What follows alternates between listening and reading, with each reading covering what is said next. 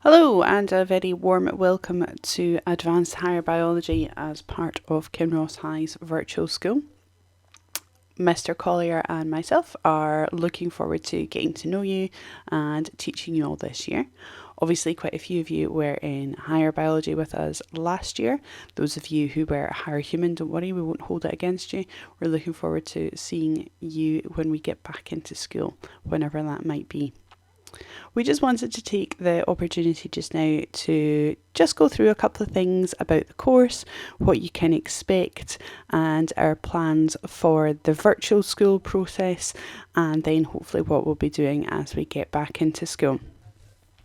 So first of all, the course itself, much like your National 5 and higher courses, it's split into a question paper component and a project or practical component. So these are both marked and then the scaled mark is taken into account. So the question paper winds up being overall out of 120 and your project would wind up being out of 40 to give you 160 marks in total. Now, as far as the question paper goes, that is going to cover your theory and your problem solving. And that's going to cover three main units. There's cells and proteins, organisms and evolution, and investigative biology. Now, in terms of how we're going to structure your teaching for just now, we are going to start slightly oddly with the second section of Unit 1. So we're going to start here, Key Area 2 of Unit 1.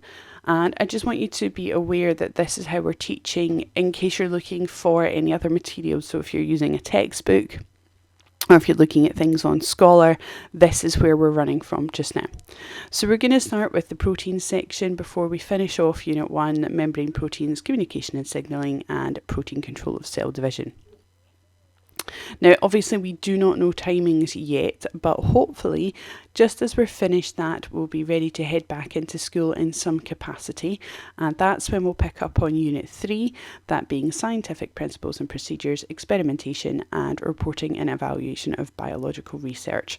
So Unit 3 is your investigative biology unit. That really will talk through how you can go about setting up your project, the sorts of things you need to include in a project, what we mean when we use the terms null hypothesis, negative controls, positive controls, that sort of detail. So that should put you in a good place to sort of start planning your project. From there, we're going to go backwards a little bit and we're going to get into the first section of Unit 1, which is all lab techniques for biologists. Now, clearly, we're not going to do that just now. We're not going to start there because really we need to be in the lab. You need to see these things at a practical level if we possibly can. So we're going to put that off until a little bit later. We'll then move on to Unit 2. And we will start with the first section, which is field techniques for biologists. And that really will talk you through examples of how you can record population data, how you might go about carrying out field work, the issues that you might have with that, and the best practice around that. So at that point, you should be quite comfortable and quite ready in terms of setting up your project, the different parts of a proper investigative biology project would need to have, and you should have a good grounding in the techniques that you might need to carry your project out. So really depending on timing and where we're at in terms of being allowed back into school or not, what that looks like at that point, you should be able to start your project. You'll be able to carry out all your lab or field work and start getting it written up. But again, this is very much going to depend on timing. If we need to, we will just move on to our theory, our Unit 2 section here on evolution, variation, and sexual reproduction, sex and behaviour, and parasitism. So if we do need to, we can move on to this theory bit and come back to the other bits perhaps after Christmas. But that is the plan at the moment. It may change and we will let you know if it does. For now, and for the sake of the virtual school, you really just need to worry about this section, the key areas 2, 3, 4 and 5 from Unit 1 if you're looking up any other materials. Now, as far as your project itself goes, it's a little bit different to your higher assignments.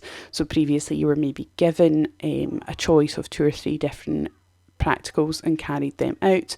With your project, you come up with your experiment, you come up with the experimental design, you figure out what it is you want to know and how you could possibly find that information out. We will give you some suggestions and some ideas, some previous projects, but really it'll be up to you to work out what it is you're going to do. We will obviously give you help and advice around that, see if there's anything that you can change or adapt. And obviously we can't have too many people doing similar sorts of projects all at once. So it'll be down to you to figure out what your specific topic will be. Then when it comes to writing it up, your mark scheme or part of the mark scheme here, not too dissimilar to that at higher, just in a little bit more detail and a bit more depth.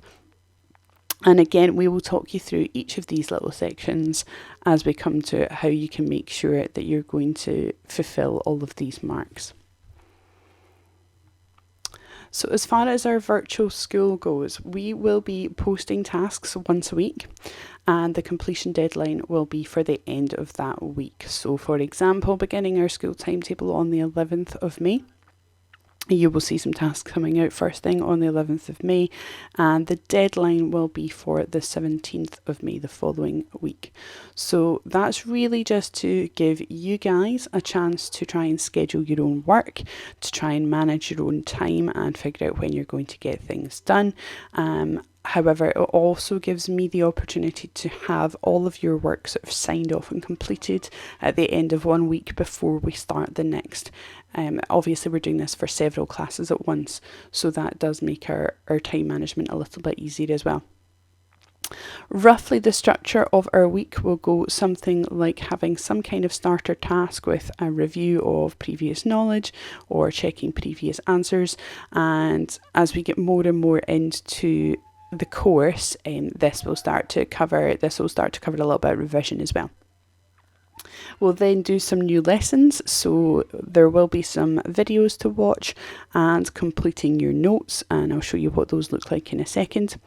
Now, at present, I'm going to aim to do roughly 2 videos per week, and we will see how we get on with that in terms of time frames and in terms of workload. We'll have a wee chat over the next few weeks and see how you guys are managing that workload at the moment.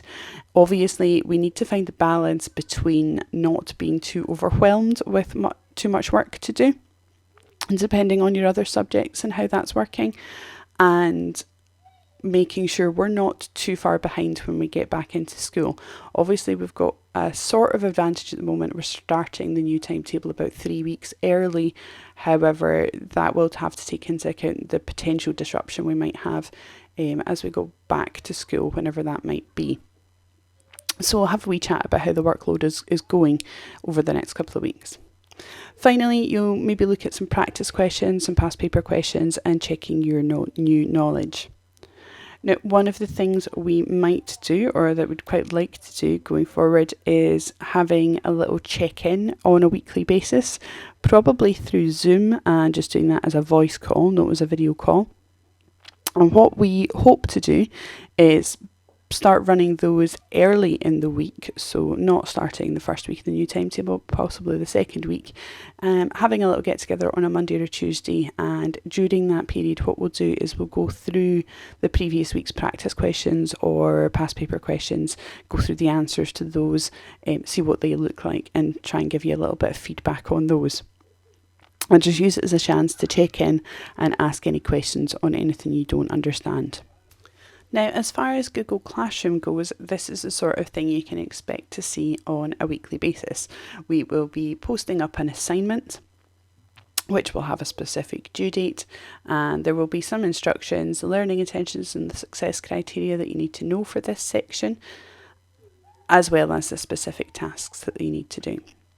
Underneath, you'll see any documents or videos that you need to review or read or watch. As far as your work goes, it's over here in this little section, or at the bottom of your screen if you're looking at it on a phone or a tablet, and you'll see it'll have your name and the particular document that it is. So in this case, for the first week, there are some notes to complete, and then there are also some practice questions. So just to show you what your notes are going to look like for just now, when you open that up, it will open it up in Google Drive. So if you do not have it done so already, have a wee look at your apps on your phone or your tablet and make sure you've got Google Drive downloaded. That'll just make things a little bit more straightforward when you go to do it. Now, when you open up your notes, anything that is blank or in terms of greyed out boxes like this one here, that tends to be a definition that we're looking for in there. Now these are all text boxes, so you can just click on them and fill them in, though I'm just going to zoom in a little bit so that you can see. So if I zoom in a touch more and move it, there we go. So if you're completing your answer, if you want to type in your notes, all you need to do is type in here and put in whatever your answer might be. And you should be able to do that for any sections that we've got as a definition, or indeed any diagrams that we want you to complete.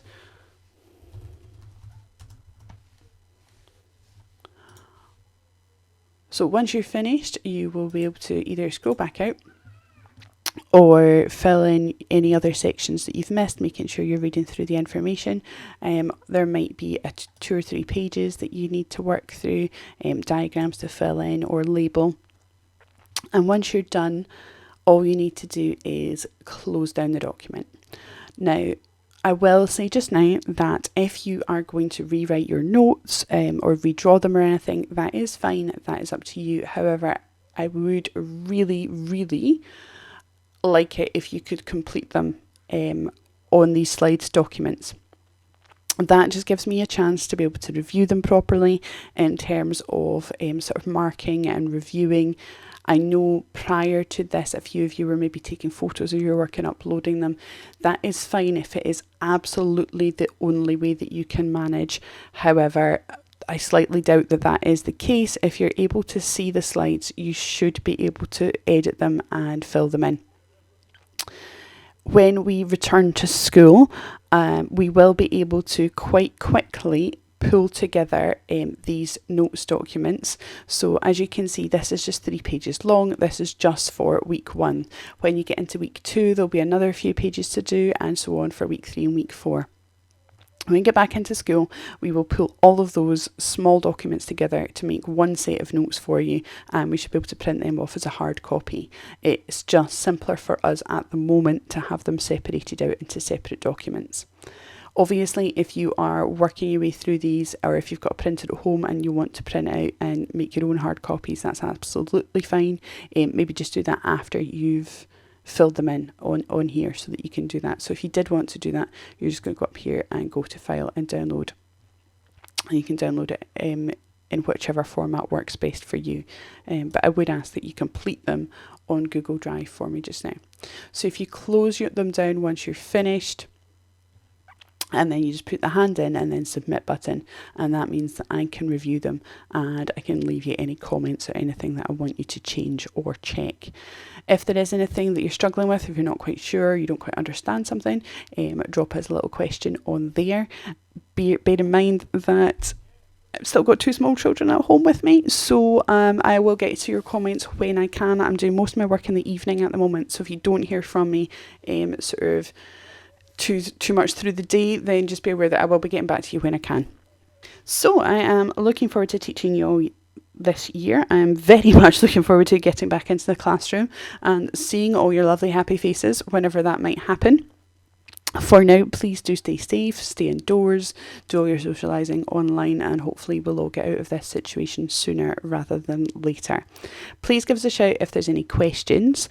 I'd also particularly appreciate if you are working with other faculties or other departments at the moment, or had been towards the end of your higher courses or 5th year courses, if there was something that was working very well and we are not aware of that. I'd really appreciate if you could let us know if there's anything that needs tweaked or changed that would make your lives a little bit easier. Only because we are not seeing each other, teachers aren't getting really any chance at all at the moment to do much more than have a wee chat in their faculties. You know, we're not in the staff room, we're not in the corridors, and we're missing out on those wee conversations that we might hear about things that are working well. So please do, if there's something that you want us to change based on what someone else is doing, then just let us know, because we don't know if it's there or not. Thanks very much, and I look forward to seeing you soon.